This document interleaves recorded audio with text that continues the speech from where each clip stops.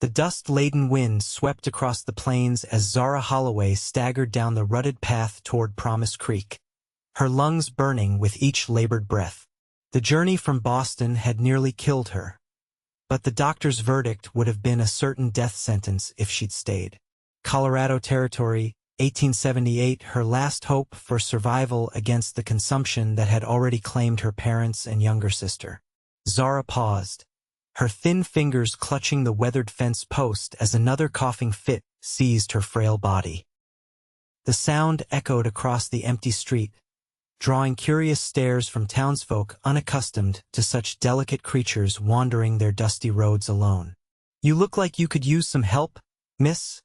a deep voice called from behind her.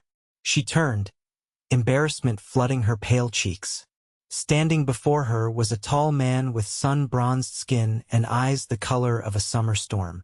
His lean frame spoke of hard work and resilience, everything she lacked. "I'm quite capable, thank you," she managed, straightening her spine despite the protest of her aching body. "Never said you weren't," he replied, tipping his hat. "Just offering a gentleman's assistance. Name's Kieran Zane. Most folks just call me Zane." "Zara Holloway," she replied, trying desperately to stifle another cough that threatened to betray her weakness. "I'm looking for Dr. Reynolds. I was told he has a boarding house for patients seeking the cure." Understanding dawned in Zane's eyes, and Zara hated the flicker of pity she saw there. She'd seen it too many times before the realization that she was one of the lungers come west to chase clean air and false hope. "Doc's place is just past the Mercantile," he said, gesturing down the street. "But his house is full up. Has been since spring." He studied her pale face for a moment before adding, "My sister runs a small place about a mile outside town. Nothing fancy but clean air and good food. Might have a room available." Desperation clawed at Zara's throat. "I haven't much money," she admitted, the words bitter on her tongue. The journey west had depleted most of her savings. "Sarah doesn't charge the sick," Zane said simply. "Lost her husband to the consumption 3 years back. Helping others is her way of honoring his memory."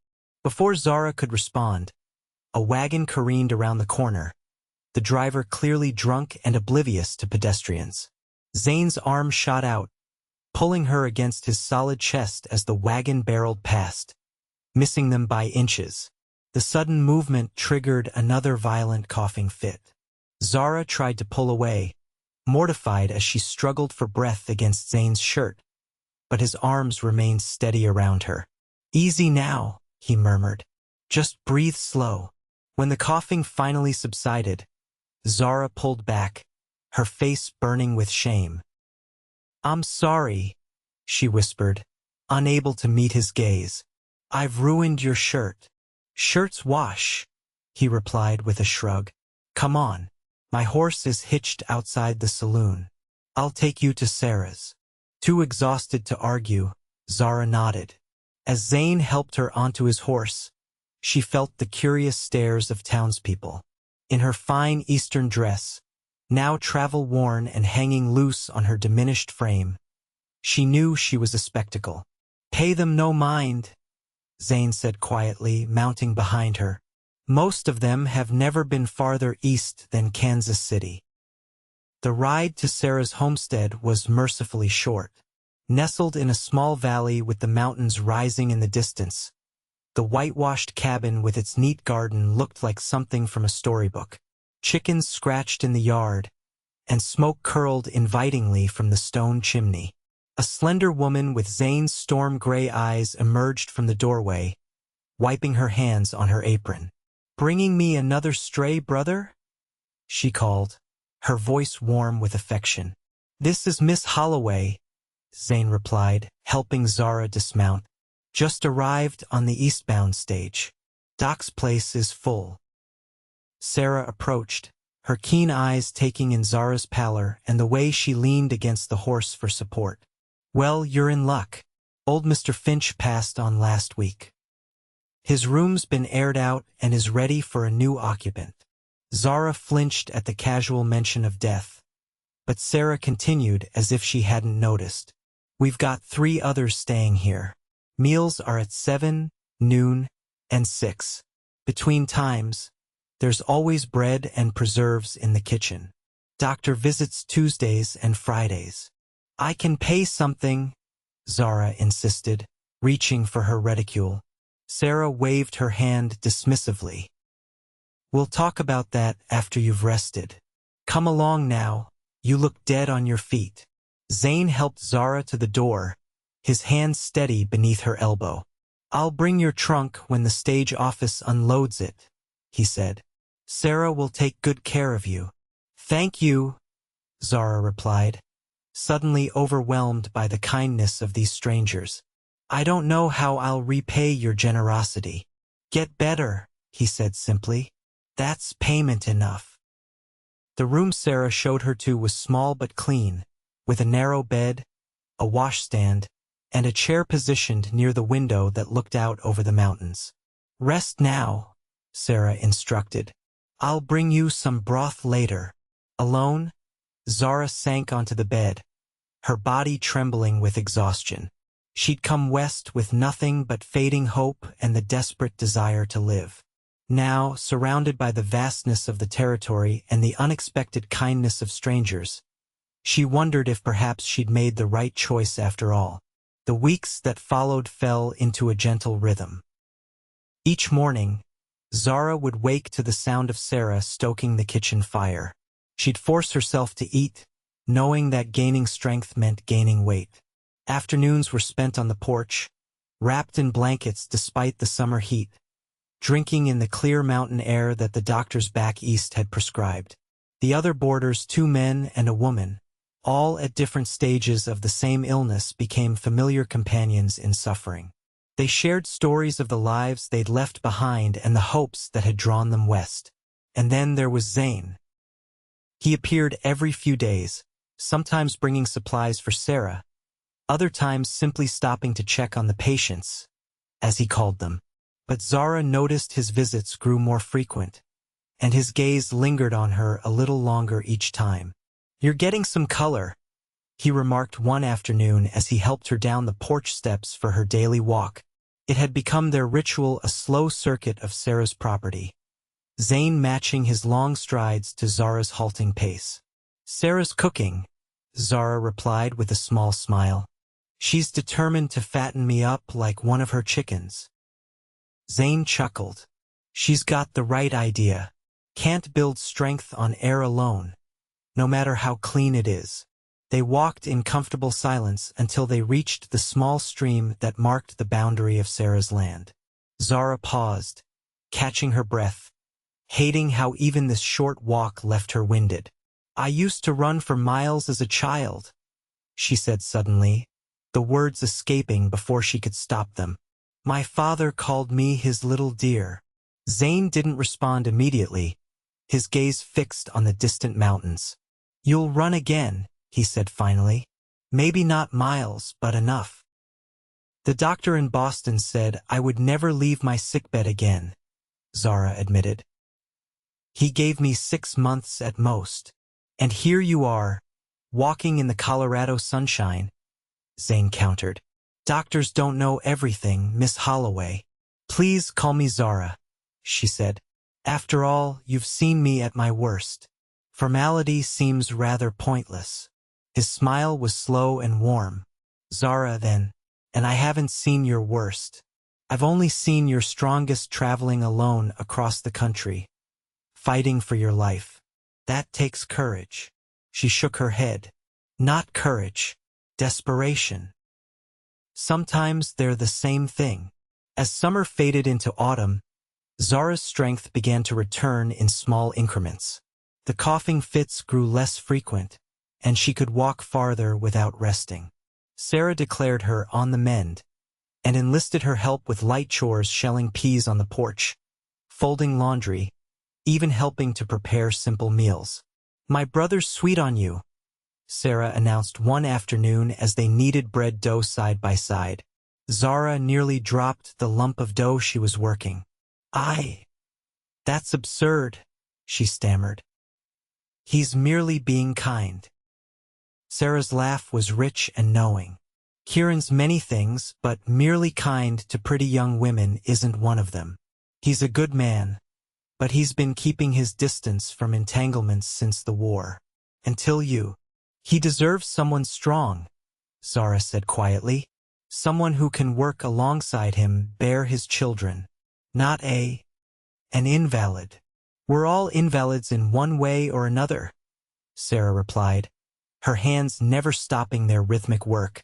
Kieran came back from the war with scars you can't see, nightmares that wake him screaming, days when he can barely force himself to face the world. She glanced at Zara. We all have our battles. The question is whether we fight them alone or together. Before Zara could respond, the kitchen door swung open and Zane himself appeared, bringing with him the crisp scent of autumn air. Ladies, he greeted them, his eyes lingering on Zara's flushed face. Am I interrupting? Just women's talk, Sarah said lightly. What brings you by on a Tuesday? Thought I might take Zara for a ride if she's feeling up to it, he replied. The aspen trees are turning. Quite a sight. Zara hesitated, looking down at her flower-covered hands. I've never ridden astride, she admitted, and I'm not sure I have the strength. My old mare Sadie is gentle as they come, Zane assured her. And I'll be right beside you. We won't go far. Sarah nudged her. Go on. The bread can wait, and you've been cooped up too long. An hour later, Zara found herself perched somewhat precariously on Sadie's broad back, with Zane leading the horse at a gentle walk. They'd left the homestead behind and were following a winding trail through groves of aspen trees, their leaves shimmering gold in the autumn sunlight.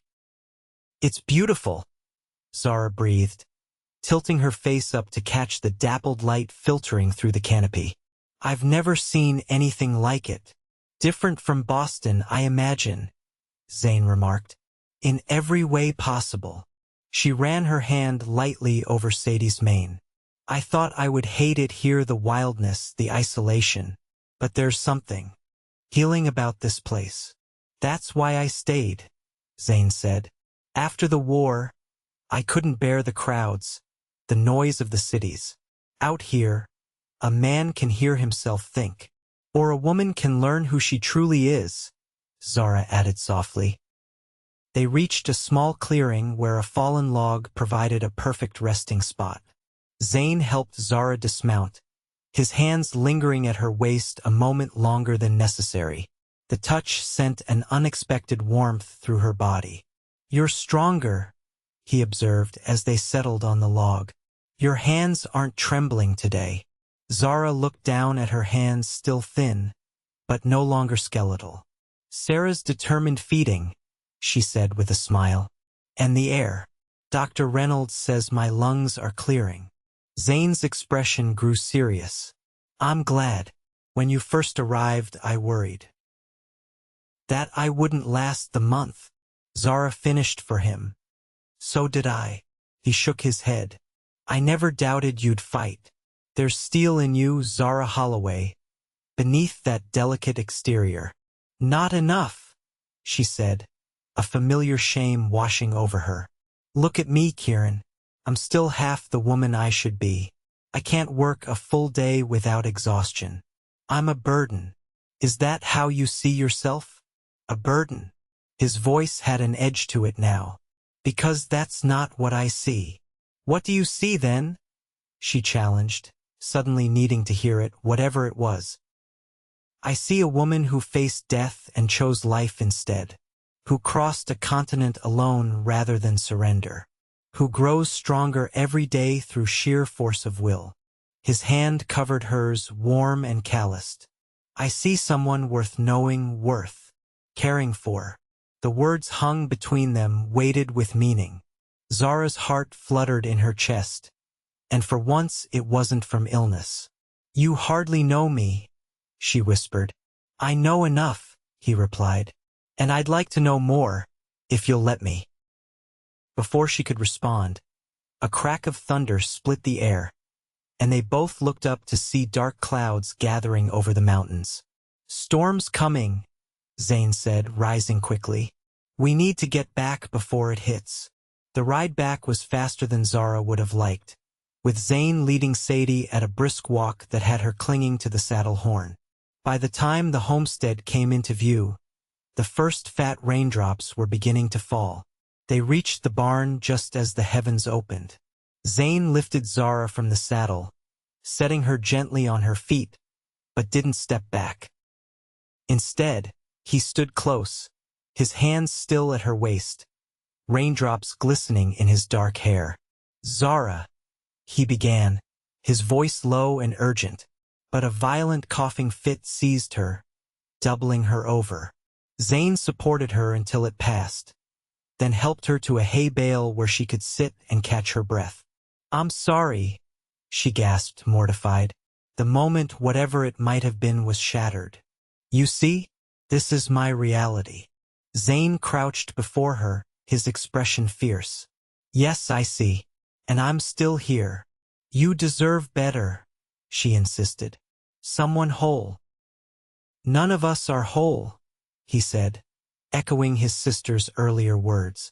"We're all broken in different ways. The lucky ones find someone who accepts their broken pieces." The storm raged outside, but inside the barn, something shifted between them, a possibility taking root like a tender seedling pushing through hard ground. Winter descended on Promise Creek with a vengeance, bringing howling blizzards and temperatures that froze breath into crystalline clouds. Zara's recovery slowed as she was confined indoors, the bitter cold too dangerous for her healing lungs. Restlessness plagued her as she paced the homestead's rooms, longing for the freedom of summer walks. Zane visited whenever the weather permitted, sometimes staying for days when storms made travel impossible. During these extended visits, Zara discovered new facets of the man: his dry humor, his patience teaching her to play chess, his surprising gentleness with Sarah's orphan lambs brought into the kitchen to weather the worst nights. "Tell me about Boston," he asked one evening as they sat before the hearth, the other boarders already retired for the night and Sarah busy in the kitchen. Zara watched the flames dance, remembering. "It was all I knew. My father's banking business kept us comfortable, even after Mother fell ill. We had a house on Beacon Hill with views of the common." She smiled faintly. "I had my coming-out ball just before Father died. 22 eligible young men asked for dances." 22, eh?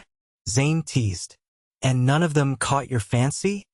"They were boys playing at being men," she replied. "All polished manners and empty heads. When Father died and left debts we hadn't known about, they disappeared like morning mist."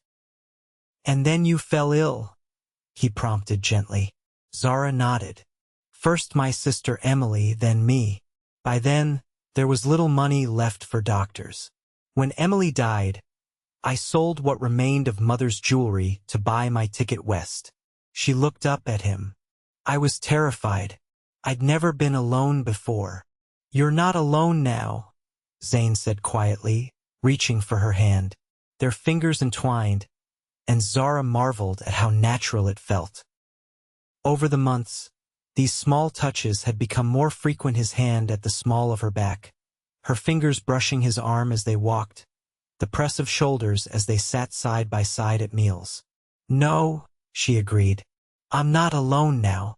As the fire crackled and snow whispered against the windows, Zara realized she'd found something in this wild country that had eluded her in civilization: belonging.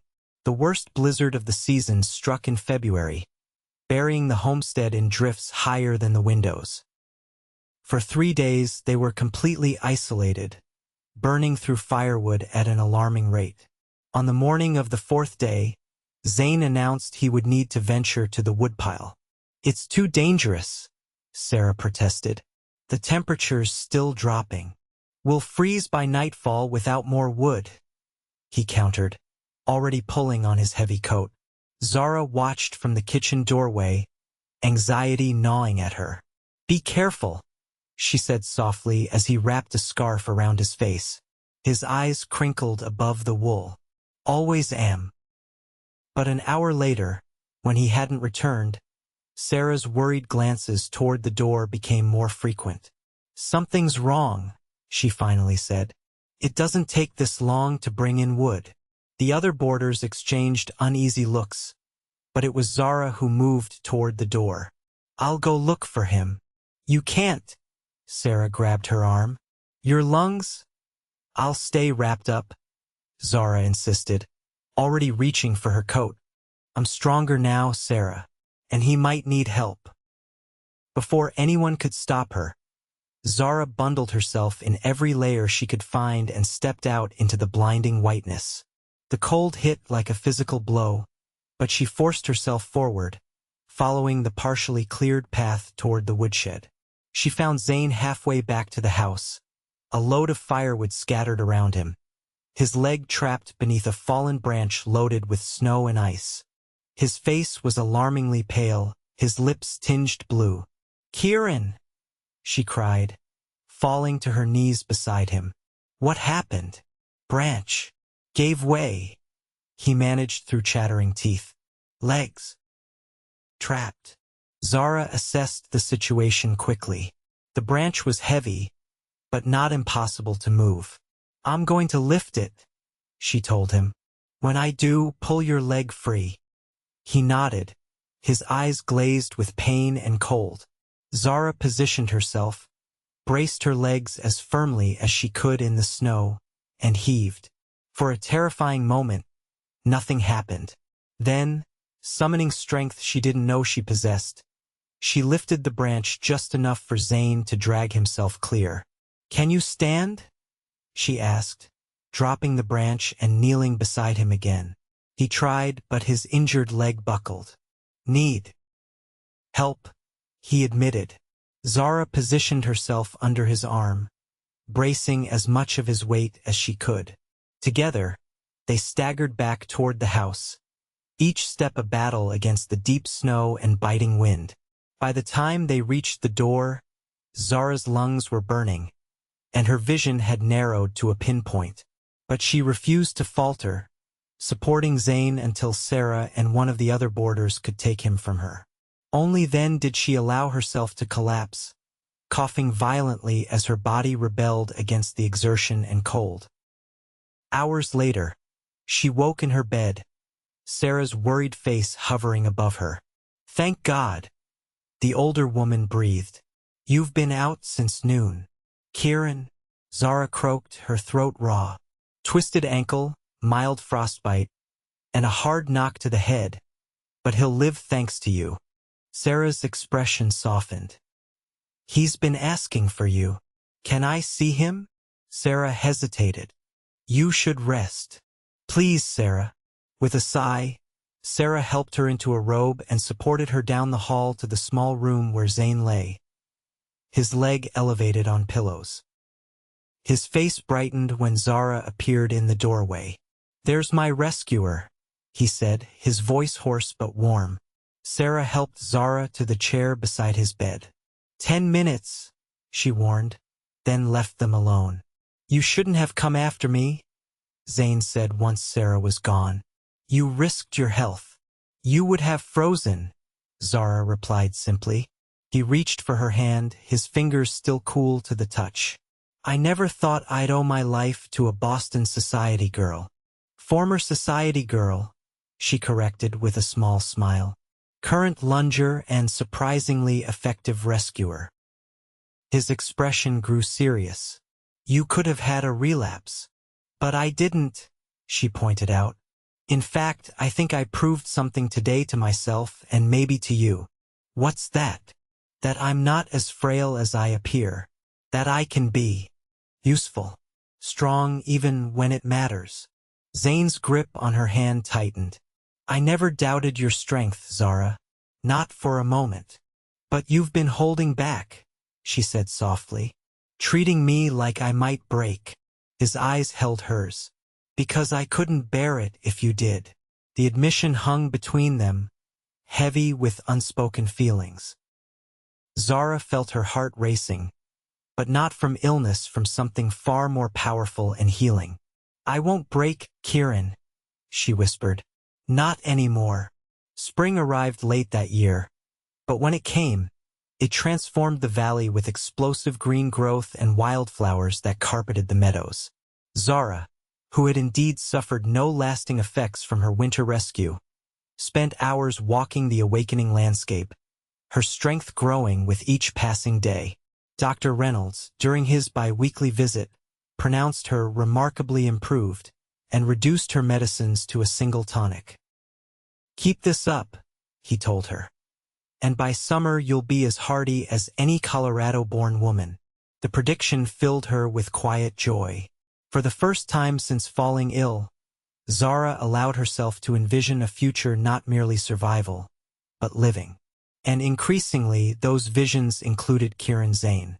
Their relationship had deepened over the winter months, moving beyond friendship into something neither had named but both acknowledged. His touch lingered longer. Her smile came quicker in his presence. They spoke of their pasts and, cautiously, their hopes. But still, Zara held a part of herself back, unable to fully believe that a man like Kieran, strong, whole, respected in the community, could truly want a future with a woman whose health remained uncertain, whose body bore the ravages of illness. On a perfect May afternoon, Zane arrived at the homestead with 2 saddled horses. "Ride with me," he said, offering his hand to help her up from the porch swing where she'd been reading. "Where to?" she asked, already setting aside her book. "It's a surprise, but I promise it's worth the journey." They rode for nearly an hour, following a trail that wound through stands of pine and newly leafed aspen. Zara, now comfortable on horseback, reveled in the sensation of movement and freedom, her body working in harmony with the animal beneath her. Finally, they crested a ridge, and Zane reined in his horse. "There," he said, pointing to the valley below. Zara gasped. Nestled against the backdrop of snow-capped mountains was a small cabin, smoke curling from its chimney. A creek sparkled nearby, and a split-rail fence enclosed what looked like the beginnings of a garden. "It's beautiful," she said. "Whose place is it?" "Mine," Zane replied, watching her face. "Or it could be ours." Zara's heart stuttered. "What are you saying, Kieran?" He guided his horse closer to hers, reaching across to take her hand. "I'm saying I love you, Zara Holloway. I've loved you since that first day when you tried to pretend you weren't about to collapse in the street." "Kieran," she breathed, her voice catching. "Let me finish," he said gently. "I know you still worry about your health, about being a burden. But don't you see? These past months, watching you fight your way back to health, have been the greatest gift of my life. Your courage, your determination, they humble me." Tears blurred Zara's vision. "I'm still not whole," she whispered. "I may never be as strong as I once was." "None of us are whole," he said fiercely. "I came back from the war with pieces missing, not just my hearing in one ear, but parts of my soul. You've helped me find them again." He gestured toward the cabin. "I've been building this place for us, hoping you might consent to be my wife. It's positioned to catch the best air high enough for the breezes, sheltered from the worst storms. The bedroom windows face east, so the morning sun will warm your lungs." Overwhelmed, Zara could only stare at him, tears now flowing freely down her cheeks. Zane misinterpreted her silence. "If you need more time—" "No," she interrupted. "No, I don't need more time. I just never thought, never believed, that someone could love you as you are," he finished for her. "Every bone and breath belongs to me, Zara. Your strength and your weakness, your past and your future. I want all of it, all of you." "Yes," she said, the word escaping on a sob. "Yes, I'll marry you, Kieran." They were married in June, with Sarah standing as witness and Dr. Reynolds giving the bride away. The entire town of Promise Creek turned out for the celebration, curious to see the Eastern lunger, who had captured the heart of one of their most eligible bachelors. Zara wore a simple dress of pale blue silk, the one extravagance she'd allowed herself. Ordered from Denver with money she'd earned helping Sarah with the accounts for the boarding house. Her cheeks, once hollow with illness, now held a healthy flush, and her eyes sparkled with happiness and health. "You are the most beautiful woman I've ever seen," Kieran whispered as they shared their first dance as husband and wife. Zara laughed. "Even in my current state? Sarah says I'm still too thin." "Perfect," he insisted, drawing her closer. "Absolutely perfect." Later, as they rode toward their new home in the failing light, Zara felt a sense of peace settle over her. The journey from Boston had been harder than she could have imagined, but it had led her here to this man, this place, this unexpected life. "What are you thinking?" Kieran asked as they approached the cabin, its windows glowing with welcoming light thanks to Sarah's advanced preparations. "That sometimes, the thing that seems like the end is really just the beginning," Zara replied, reaching for his hand. "And that I'm very glad I found the courage to begin again." Kieran smiled, lifting her hand to his lips. "Welcome home, Mrs. Zane." As the years passed, the cabin grew along with their family, first with the addition of a son, then twin daughters. Zara's health continued to improve, though winter colds still affected her more severely than most, and she would always be slender. But in the community that grew up around them as other homesteaders arrived in the valley, Zara found purpose beyond survival. Her experiences led her to become a trusted caregiver for others suffering from consumption and other ailments, working alongside Dr. Reynolds when epidemics swept through. And always, there was Kieran, steady, loving, seeing strength where she had once seen only frailty.